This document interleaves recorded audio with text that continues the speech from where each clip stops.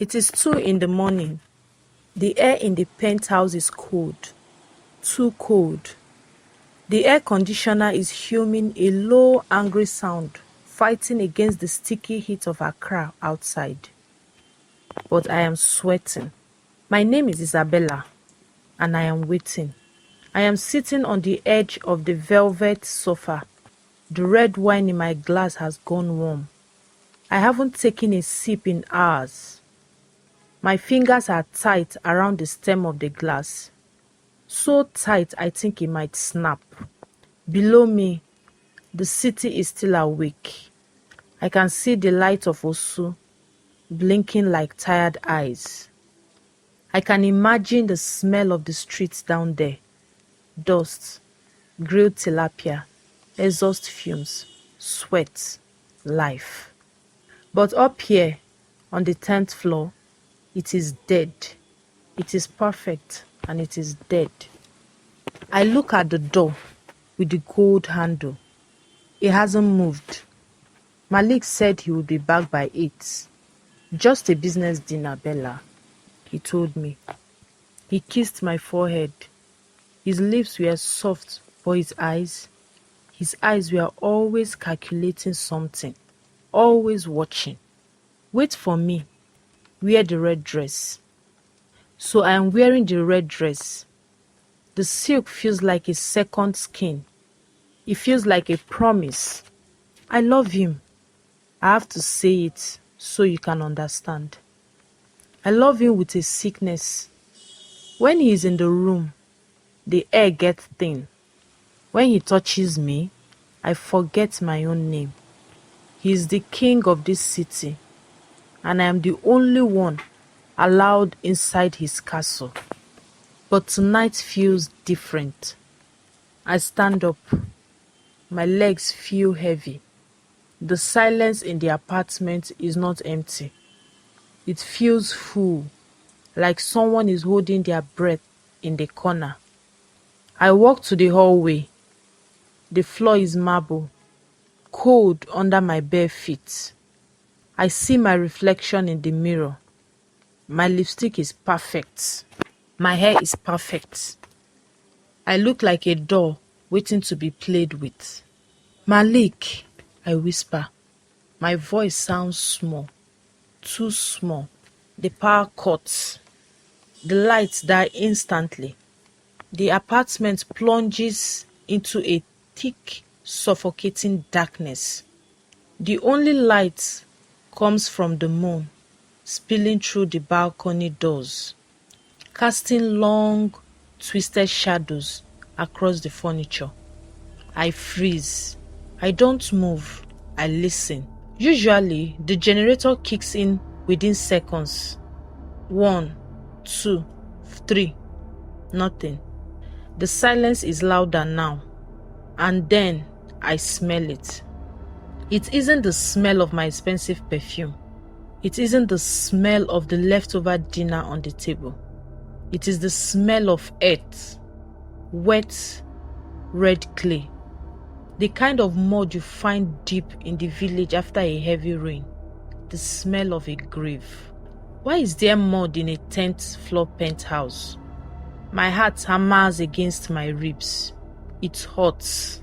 Malik, is that you? No answer. I use the moonlight to guide me. I walk towards the room. The door is slightly open. Just a crack. I remember closing it. I remember making the bed perfectly smooth. Not a single wrinkle. I push the door open. The moonlight hits the bed. The bed is not smooth. The white sheets are torn off, thrown into the corner. And on the mattress, there is a box. A small black velvet box, like a ring box. My stomach drops. Is this it? Is this why he's late? A surprise? I let out a shaky breath. I am being silly. I am being paranoid. I walk to the bed. My hand trembles as I reach for the box. The velvet feels soft. I open it. There is no ring inside. Inside the box, resting on the white cushion, is a single human tooth. It is stained with fresh blood. And under the box, scrawled on the mattress, is something dark and wet. Are 3 words. He chose you. The box falls from my hand. It hits the floor.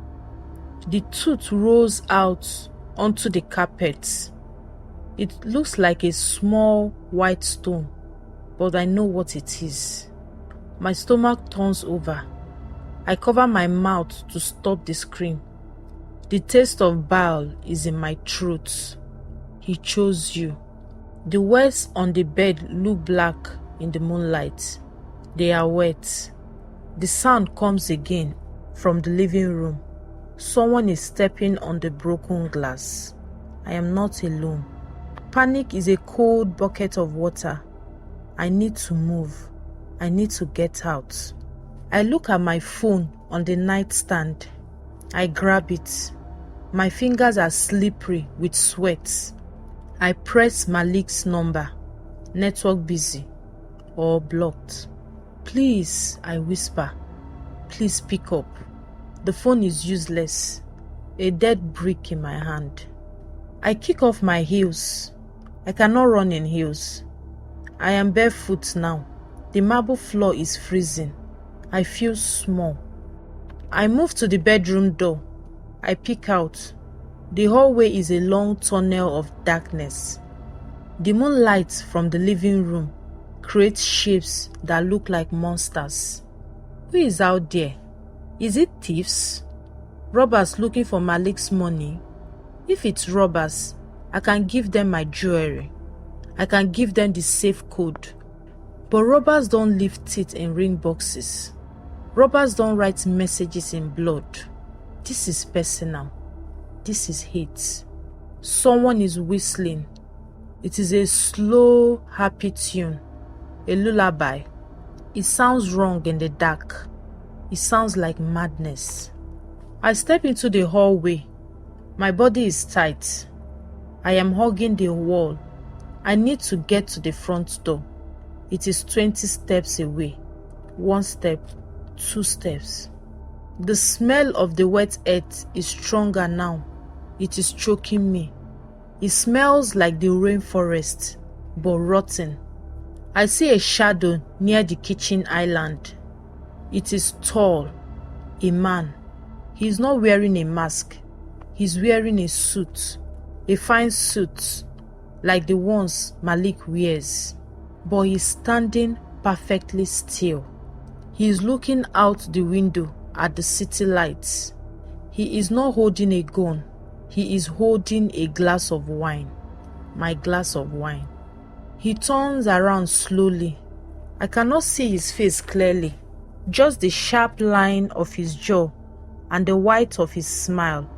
Isabella, he says. His voice is deep, smooth, like velvet wrapped around a knife. He knows my name. I freeze. I should run, but my feet are stuck to the floor. Who are you? My voice shakes. Where is Malik? The man takes a sip of the wine. He steps forward. The moonlight catches his face. He is handsome, terrifyingly handsome, but his eyes are dead. There is no light in them. Malik, the man laughs. It is a dry, scratching sound. Malik is paying his bill. What bill? The price of ambition, my dear. The price of wanting to be a king. He puts the glass down on the table hard. He promised us something, the man says. He walks towards me. Slow steps. Predator steps. He promised us a trade. A life for a life. Success for a sacrifice. I back away. My back hits the wall. I have nowhere to go. I don't know what you are talking about. I cry. Tears are hot on my face. Take the money. Just leave. The man stops just a few feet away from me. I can smell him now. He doesn't smell like cologne. It smells like copper and rain. Money? He tilts his head. We don't want money, Isabella. Malik didn't offer money. He points a finger at me. He offered you. Sound of a heavy thunderclap outside, shaking the windows. The world spins. No, I whisper. He loves me. Does he? The man smiles. Then why are you the one in the cage? And he is the one with the key. He reaches into his pockets. He pulls out something shiny. It is not a weapon. It is Malik's gold watch, the one I gave him for his birthday. It is covered in scratches. He told me to give you a message. The man whispers. He leans close to my ear. His breath is ice cold. He said, "Run, little bird, if you can." The man steps back and points to the door. It is open. Go, he says. The game has started. I don't look back. I run. The elevator is a trap. I know it. So I take the stairs. 10 floors. My bare feet hit the cold concrete. My lungs are burning. My beautiful red dress is tangling around my legs. I tear the silk. Rip. I don't care. I need to move. He offered you. The words are bouncing inside my skull. Malik, my Malik, the man who bought me diamonds, the man who whispered promises in the dark. No, the stranger is lying. It is a mind game. I burst out of the lobby door. The heat hits me like a physical slap. The air is thick, humid. It smells of exhaust and stagnant water. I am on the street of Osu. Even at this hour, the city is not asleep. It is restless. I stumble onto the pavement. The asphalt is rough. It cuts my skin. I feel a sharp pain in my heel, but I keep running. I look left. I look right. The street lights are yellow and sick looking. They flicker. I see people. A group of men standing by a roadside bar, laughing. A woman frying yam on a small coal pot. The smoke rising into the black sky. I run towards the woman. She looks like a mother. She looks safe. Please, I scream. My voice is raw. Help me, please. The woman doesn't look up. She keeps turning the yam. Madam, I grab her arm. Her skin is cold, strangely cold for someone standing next to a fire. She turns her head slowly. Her eyes are white, all white. No pupil, no iris, just milk. She smiles. It is not a kind smile. The game has rules, my daughter, she whispers. Her voice sounds like dry leaves crunching. You cannot leave the circle. I scream and pull away. I back up, tripping over my own feet. A yellow taxi swerves to avoid me. The driver yelled something angry in Ghana.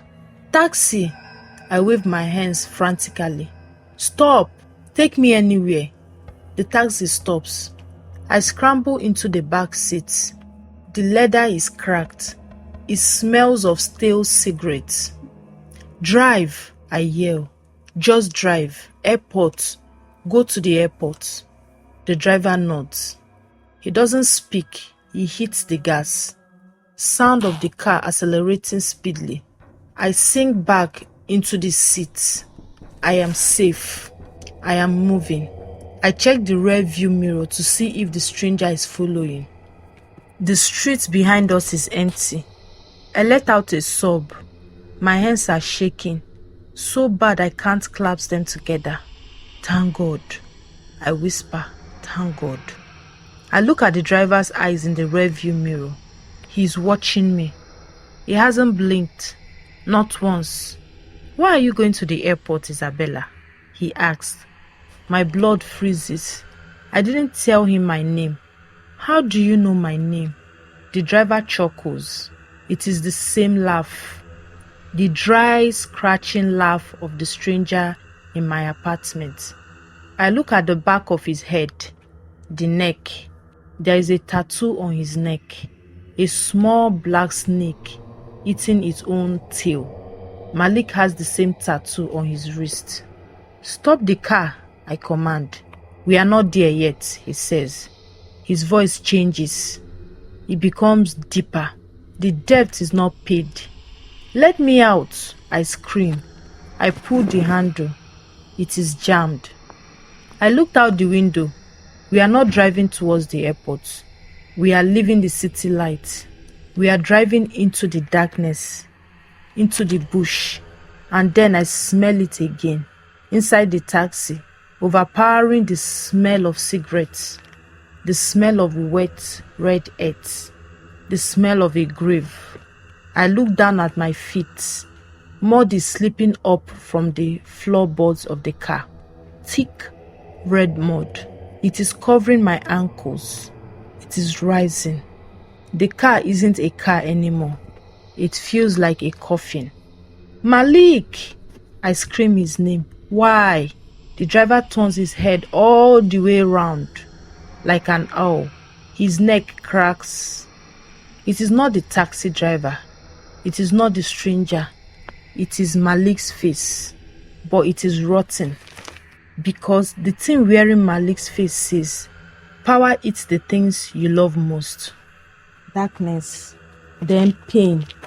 A sharp, hot line of pain down my arm. I open my eyes. The world is sideways. The driver is gone. There is no metal around me. No leather seats. No glass. I am lying on the ground. But it is not the roadside. It is soft, damp. I push myself up. My hand sinks into the soil. It is warm. I am in the bush. The trees are huge. Their branches twisting together like skeletal fingers blocking out the moon. The air is heavy with the scent of wood smoke and old blood. I stand up. My red dress is torn to rags. My feet are covered in mud. "Malik," I whisper. I see a light, a flickering orange glow through the trees. I shouldn't go towards it. My brain screams at me to run the other way. But my heart, my stupid, treacherous heart, pulls me forward. I walk. The leaves crunch softly under my feet. I enter a clearing. In the center of the clearing, there is a fire, but the flames are not yellow. They are blue at the base, licking at the air. And there he is, Malik. He is on his knees. He is wearing his fine white kaftan, but it is stained with dirt. He is sweating, shaking violently, and standing over him is the shadow, the stranger from the apartment, but he's not wearing a suit anymore. He is naked from the waist up. His skin painted with white chalk markings that seem to glow in the firelight. "Malik!" I scream. Malik's head snaps up. His eyes are wide, terrified. "Bella!" He sounds like a child. "Bella, why are you here? You were supposed to run. You sent them for me." I yell. I step into the light. My fear is turning into something else.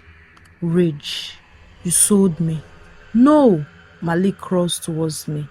"I didn't think they would take you. I asked for success. I asked for the contract. They said I had to give something precious. I thought they meant money or my car." The shadow laughs. It is a sound that vibrates in my teeth. "Lies," the shadow says. His voice is the sound of stones grinding together. He knew. The ambitious always know. To rise, something must fall. The shadow steps aside. Behind the fire, I see it. A pit. A deep, dark hole in the red earth. "The contract is simple, Isabella," the shadow says. He looks at me with those dead eyes. He wants to be king, but a king needs a queen of the underworld to hold his throne up. He points to the pit. Jump, the shadow commands. Give yourself willingly, and he leaves. He becomes the man he wants to be. I look at Malik. He's weeping. He looks pathetic, weak. This is the man I worshipped. This is the man whose approval I craved. Bella, Malik sobs. He reaches a hand out. Please, I can't stop them.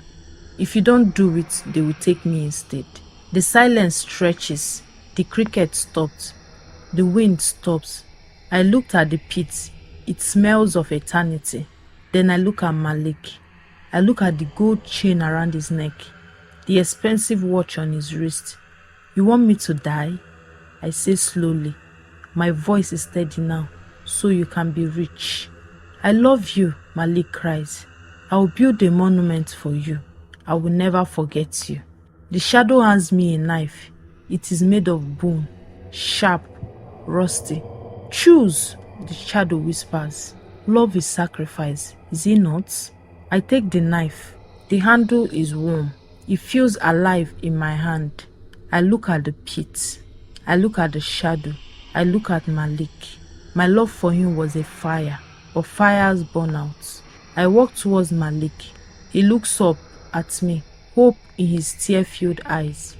He thinks I'm going to save him. He thinks I am the good, obedient Isabella. I kneel in front of him. I touch his cheek. He leans into my hand. You are right, Malik. I whisper. Love is a sacrifice. Sound of a sharp intake of breath. I grip the knife tighter, but I am done bleeding for you. The word stops. The knife does not go into my chest. I look at the blade. It reflects the fire. It reflects my eyes. My eyes look different. They are not the eyes of a scared girl anymore. They are hard, cold.